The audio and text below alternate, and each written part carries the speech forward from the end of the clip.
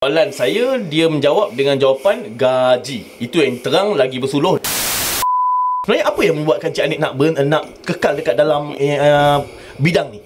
Okay, so basically apa yang membuatkan kita motivate, of course salah satunya adalah gaji lah. Wow. Tapi sebenarnya bila you masuk dalam industri oil and gas ni, dia punya cabaran tu dia setiap hari tak sama.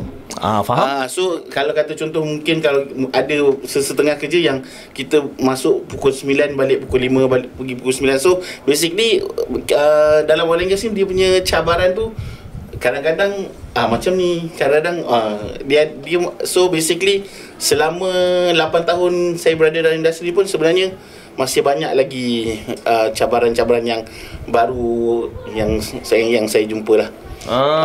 So basically sebab bila kita dah dan cara kita tackle tu basically sebab kita dah biasa dengan banyak kaedah penyelesaian ni. So basically cara penyelesaian tu pun dia pelbagai dan kita suka innovation tu lah. Jadi soalan saya, dia menjawab dengan jawapan gaji. Itu yang terang lagi bersuluh dekat sini kita nampak. Dan saya akur geng, bila kita first dapat gaji yang pertama tu, kita akan rasa sedikit culture shock dan kita akan rasa lebih bersemangat kepada anak-anak muda.